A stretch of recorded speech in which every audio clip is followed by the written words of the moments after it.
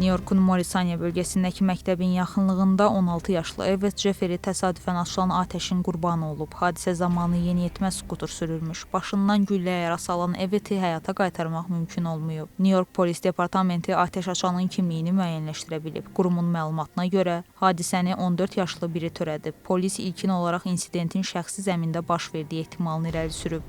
Lakin sonra Evet'in atəşə açanla heç bir bağlılığının olmadığını bildirib. Şübhəli saxlanılıb, istintaq isə davam edir.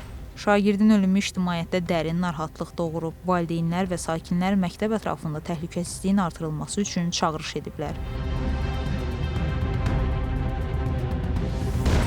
Bu arada New-Yorkda DoorDash kuryerini güllələyən məmur girov qarşılığında azadlığa buraxılıb. Hadisəni törədən Chester şəhər yol xidmətinin rəhbəri John Reilly vəzifə səlahiyyətlərini də davam etdirir. Reilly bu posta seçki ilə gəldiyindən yerli hakimiyyət onu işdən uzaqlaşdıra bilməyib. O özü isə istifaya razılıq verməyib.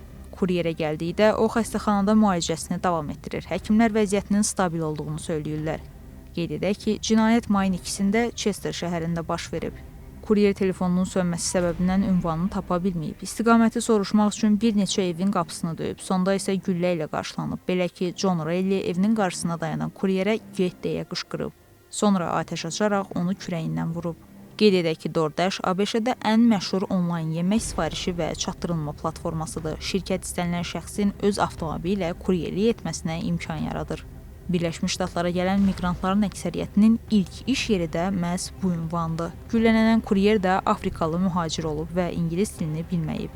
DoorDash rəhbərliyi isə hadisəni qəbul edilməz zorakılıq adlandırıb. Həmçinin kuryerin təhlükəsizliyini artırmaq üçün əlavə tədbirlərin görüləcəyini bildirib. Ruqiyyə Nəcəfli, Şəbnəm Fərmanlı, Humay Cəfərova, Mira TV, New York, Amerika Birləşmiş Ştatları.